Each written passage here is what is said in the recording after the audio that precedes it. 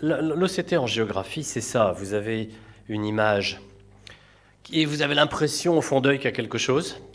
Et puis simplement, sans rien injecter, vous allez voir un arbre vasculaire à la place d'un arbre tout court. C'est un peu une image de ce que nous apporte cet examen. Alors bien sûr, il peut avoir un rôle pour le diagnostic des néovaisseaux.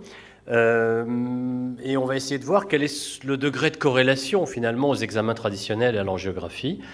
Mais d'emblée, dans la mesure où ce n'est pas la même technique, il faut savoir l'existence de faux négatifs et de faux positifs. Et puis le problème, c'est le suivi. Est-ce qu'il y a une réelle corrélation entre la forme du néovaisseau, sa morphologie, son aspect et son activité néovasculaire? Et ça, c'est un deuxième problème.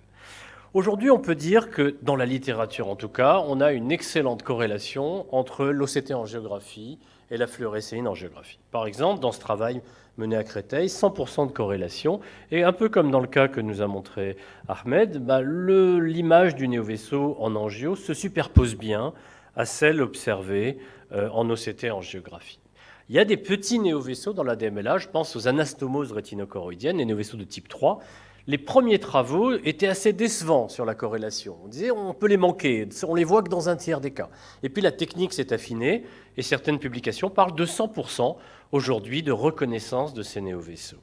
Et effectivement, on voit très bien sur cette petite lésion néovasculaire très exsudative le petit bouquet, le petit peloton correspondant à cette zone d'anastomose rétinochoroïdienne, ou de RAP, comme on dit, de cette lésion. Pour les néovaisseaux de type 1, situés sous l'épithélium pigmentaire, une grande étude a dit 85% de reconnaissance des néovaisseaux. Et effectivement, le plus souvent, on va arriver à voir cette membrane néovasculaire sous l'épithélium pigmentaire, mais pas toujours. Et là, il faut d'emblée le dire, attention à certains types de néovaisseaux, et en particulier aux néovaisseaux survenant dans les décollements de l'épithélium pigmentaire vascularisé.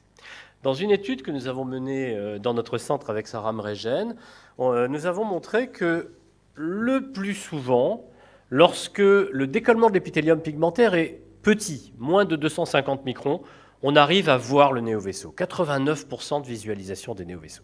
Cependant, si le décollement de l'épithélium pigmentaire est de plus de 250 microns, il est plus élevé, le taux de détection sur les coupes automatiques, ce qu'on voit en C ici sur l'image, c'est seulement 40% des cas. Et on ne le voit pas là. En l'image C, elle paraît normale. Si on fait des segmentations manuelles, c'est exactement ce que tu disais, Ahmed, si on fait des segmentations manuelles, en particulier on fait des coupes un peu plus larges, on monte le taux de détection à 56%. Mais 56%, c'est très loin des 100%. Donc méfiance dans ce type de forme des décollements de l'épithélium pigmentaire. Voilà un autre cas où l'amélioration de l'image automatique est à gauche, l'image améliorée manuellement avec une segmentation manuelle est à droite. On voit un néovaisseau à droite, on le devine à peine ou on ne pourrait même pas l'affirmer au niveau de l'image de gauche. Attention aussi aux faux positifs. Par exemple, ici, vous avez une image un peu arrondie, paracentrale, et si vous regardez rapidement cette image, vous pouvez penser qu'il y a un petit néovaisseau localisé au niveau de cette flèche. Mais en fait, non. C'est simplement un drusène calcifié qui évolue vers l'atrophie. On a une sorte de défect, de déficit au niveau de l'épithélium pigmentaire qui fait qu'on va mieux voir ce qui se passe à travers. C'est l'équivalent d'un effet fenêtre angiographique, mais pour l'OCT en géographie. Autre piège potentiel, les choriorétinopathies séreuses centrales. On a des décollements séreux, on a des images inhomogènes en OCT en géographie. Attention à ne pas considérer forcément qu'il y a un néovaisseau. Faire l'angiographie à la fluorescéine pour voir par exemple ce petit point de fuite. Ce n'est pas une image de DMLA, c'est une image de choriorétinopathie séreuse. Donc pour certains, l'OCT en géographie remplace déjà la fluo. J'ai des collègues qui me disent je n'ai plus besoin de faire de la fluo, je me débrouille très bien. Les deux techniques sont différentes, attention. Bonne corrélation, mais attention à certains types de néovaisseaux et attention aussi au problème de l'activité et de la présence des néovaisseaux. Il y a deux situations où il y a une grande discordance entre l'anatomie et l'activité. La première, c'est ce que nous a montré Ahmed tout à l'heure, c'est la fibrose sous-rétinienne. Vous avez un patient qui a cicatrisé après des injections d'anti-VEGF et vous allez voir pour autant un flux néovasculaire à l'intérieur de cette lésion. Et le risque est de penser que c'est encore actif. Non, ça ne l'est pas. Ce qui compte, c'est l'exsudation telle qu'elle est visualisée sur le B-scan, sur les coupes d'OCT. Il n'y a pas d'exsudation, ce n'est pas actif. Mais on a la trace de ce néovaisseau. Le deuxième problème, c'est qu'il y a des néovaisseaux présents, mais non actifs. C'est ce qu'on appelle aujourd'hui des néovaisseaux quiescents. Ils ont été reconnus par l'équipe de Créteil au départ, grâce à l'angiographie au verre d'indocyanine. Lorsqu'on suivait des patients pour un œil, il arrivait qu'à l'autre œil, on découvre une petite membrane néovasculaire non active. Et on a parlé de néovaisseaux quiescents. Aujourd'hui, ils sont découverts en OCT-angiographie. Et on va avoir des patients qui n'ont pas d'exsudation, qui n'ont pas d'œdème, et qui ont pour autant une véritable membrane néovasculaire. Voilà un cas que j'ai vu et que j'ai suivi pendant un certain temps. On voit d'emblée qu'en autofluorescence, c'est un petit peu inhomogène au niveau de la macula. Et l'OCT-angiographie montre clairement une image arrondie néovasculaire.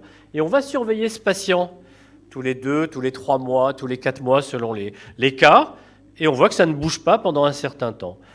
L'étude de Kerkes sur ce sujet est assez rassurante, mais attention, ça peut changer. Donc il faut surveiller ces patients, parce qu'à un moment ou un autre peut survenir une petite exsudation qui montre que ce vaisseau a changé de statut, il était présent, il devient actif, il va falloir le traiter. Donc nos problèmes actuellement, c'est le diagnostic et le suivi. Le diagnostic, pour le suivi, on a un problème. Il y a des signes d'activité.